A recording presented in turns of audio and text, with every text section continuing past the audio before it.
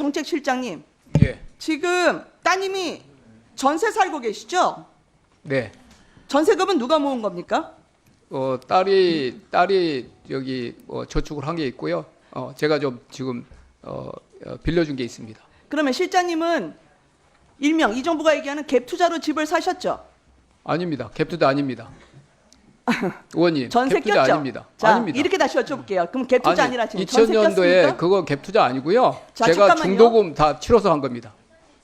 자, 따님은 지금 전세 자금 도와주셨든 아니면 따님이 모았든 자기 집을 살 수 있는 그래도 전세입니다.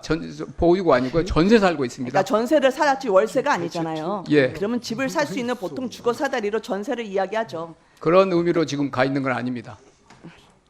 자꾸 저희 부인하지 마세요. 저 아니라니까 실장님, 의원님. 아니, 잠깐 그 이거 주택을 말씀드릴게요. 소유하려고 한 갭이 아니라니까요. 청년들한테는 지금 따님한테 임대주택 살라고 얘기하고 싶으세요? 아니 의원님. 왜냐하면 이번 정부 예산을 제 가족에 보면 대해서 그런 식으로 하지 마세요. 임대주택을 예산을 확보하고 청년 월세는 하지만 청년 전세가 될 수 있는 이 정부 정책 대출은 거의 다 잘랐습니다. 예를 들어서 보면 청년 월세는 67% 지원한다고 하는데 전세 자금 청년들이 겨우 버틸 수 있는 버팀목 이 대출 같은 경우는 3조 이상 잘라냈어요. 정리해 주십시오. 뭐라 하는 게 아니라 내 딸은 전세를 살 수 있어서 든든한 아버지의 마음이 있잖아요. 그런 모든 부모님들의 마음은 내 아들도 내 딸도 전세 살아서 집 사는 주거 사다리에 올라갔으면 좋겠다는 마음이 있다는 겁니다. 그렇기 때문에 따님을 뭐라 하는 게 아니에요. 가족을 뭐라 하는 게 아니라 국민들을 가족처럼 생각한다면 자, 정리해 주십시오. 정책 대출을 그렇게 줄여놓으면 청년들 월세 그다음에 청년들 임대주택 가라는 거예요. 왜 전세를 못 가게 그렇게 막으시냐는 겁니다. 의원님 질문하신 만큼 저에게 답변할 시간 주세요. 우리 딸을 거명해서 꼭 그렇게까지 할 필요가 없고요. 지금 생애 최초나 그런 청년들을 위한 대출 줄인 거 없습니다. 뭘 줄였습니까? 예산 보십시오. 내년 정부 예산을 보면 정확하게 보세요. 실장님, 누가 뒤에서 좀 보완 좀 잘해주세요. 버팀목 대출. 자, 정리해 주십시오. 지금 3조 이상 삭감한 게 내년 예산 아닙니다. 부동산 시장이 안정되면 수요액도 주는 겁니다. 네. 정리해 부동산 시장이 주십시오. 안정되면요. 이 지역이 이전 정부에서 너무나 또 방만하게 운영된 걸 저희가 6.27 때 정리한 겁니다. 의원님 어떻게 그렇게 가족을 그냥 막 엮어가지고 그렇게 말씀하세요? 가족이 없는 게 아니라 역시 사진으로 제 자, 딸도요. 정리해 주세요. 자, 정책시장도 그렇고 우리 제 딸도 김은혜 정말 엮고 있는 건 실장님이십니다. 자, 의원님이 다음은 예뻤잖아요. 박상혁 의원님 질의해 주시기 바랍니다.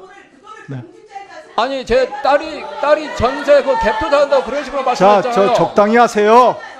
공직자 아버지 둬가지고 뭐 평생 눈치 보고 살면서 전세 부족해서 그런 딸에게 자, 무슨 갭 투자 정책실장님. 무슨 말씀이세요 지금 의원님? 정책실장의 의원님이 말씀했잖아요. 우리 딸이 갭 투자 정책실장. 들어가 있다고. 제가 갭 투자 안 했다고 말씀드렸잖아요. 그 정도 하시라뇨. 아니 둘 다 사실 아닌 걸 가지고 왜 그러세요? 갭 투자 안 했어요. 자, 잠깐만. 자 그만하시죠. 김은혜 의원님들. 지금 말씀하시면 의원님 하지 말라니까. 가만 있어. 가만 있어봐. 가만 있어. 정책실장! 안 가만히 되니까. 있어봐. 안 된다니까. 좀 가만히 있어. 좀 대통령실. 가만 있어봐요. 정책실장! 봐봐. 안 되니까. 그러면 안 돼요. 위증도 그렇고 말이죠. 안 된다니까 지금. 정책실장! 지금 위원장이 홍보하지. 지금 뭐 하는 겁니까? 여기 정책실장 화냈는 거는 것입니까? 송구합니다. 자, 죄송한데요. 근데 잠시들 저도 네. 저 죄송합니다, 위원장. 근데 그 가족 문제는 서로 예민한 거 아닙니까? 그렇게 좀 그런 건 좀 이해해 주시기 바랍니다. 예. 서로들 한계는 좀 지켜주시기 바라고요. 제가 처음 말씀드리는데 어쨌든 질의가 현안 질의가 아니고 대체 토론이라는 거 그 좀 집중해 주시기 바라고 다들 흥분을 좀 가라앉혀 주시기 바랍니다. 자, 다음은 존경하는 박상혁 의원님 질의해 주시기 바랍니다. 예, 경기도 김포울의 박상혁 의원입니다. 대체 토론 중에 지금 헌법 존중 TF와 관련된 부분이 있어서 우리가 필요성들을 저는 지난 국정감사 때 확인했다고 생각합니다. 우리 존경하는 김영배 의원이 그때도 국정감사 때 얘기했습니다만 불법 계엄이 해제되고 한참 후에 대통령 안보실을 통해서 외교부로 해서 미국 정부에 뭐 기독교적 세계관 운운하는 이런 일들이 있었고 또 이후에 보면 최근에 박성재 전 장관 보면 그 당시 법무부 법무부 과장을 통해서 불법 계엄을 합법화하는 그런 내용들의 문건이 작성되었고 또 여러 가지 그 수용 시설이라든지 또 지금 여러 가지 뭐 전혀 상관이 없을 거라고 생각했던 해경에서도 그런 문제점들이 발견되고 있거든요. 저는 이 수사에 한정되지 않고 이런 여러 가지 조사의 필요성들은 곳곳에서 발견되고 있고 그런 사람들은 처벌되지는 않지만 분명히 그런 부분들은 앞으로 인사의 원칙상 그런 부분들은 명확하게 우리가 이런 헌법을 지키기 위한 부분에 필요하다 이런 말씀을 좀 드리겠고요. 우리 총무비서관님 잠깐 좀 나와주시죠. 지금 잠깐 시간 좀 멈춰주세요. 시간 끊어주세요. 네, 총무비서관입니다. 이쪽으로 좀 나와주시죠. 안 보여서 죄송합니다.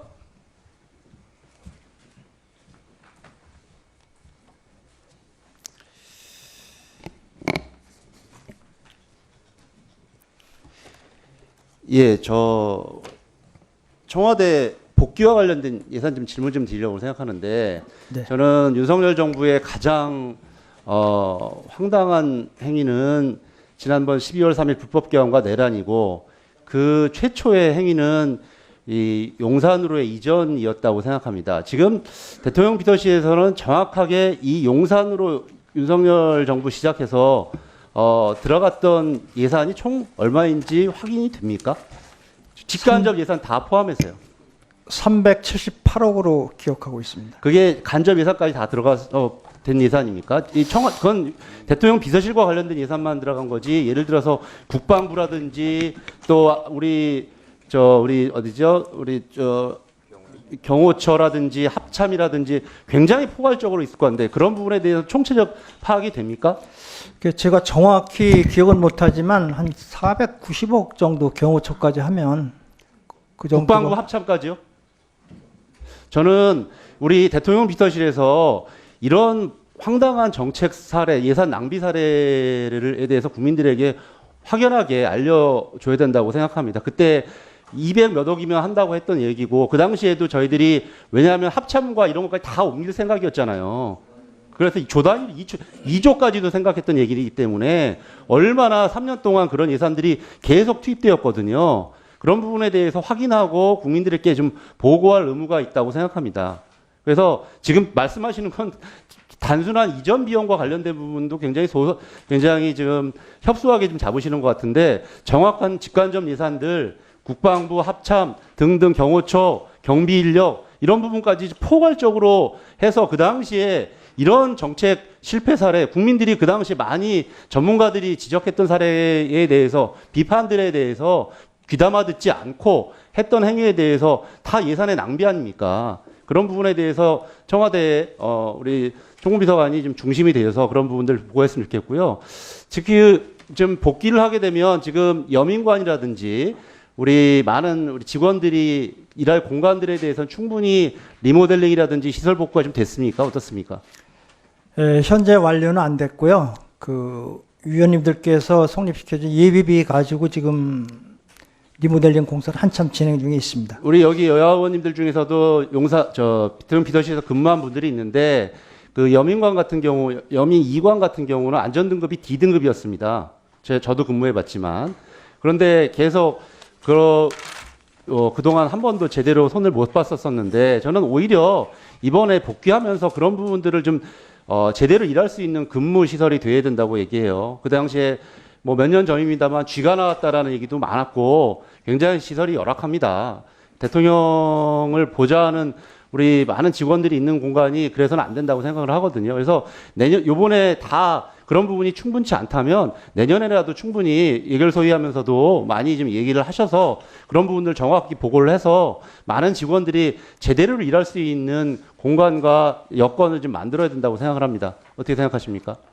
예, 위원님 말씀 100% 지당하시고요. 저희가 하여튼 관심을 갖고 좀 리모델링 의원들도 하는데 이런 부분에 대해서 관심 제고를 할 테니까 네. 적극적으로 그런 부분들을 설명해 주십시오. 예, 알겠습니다.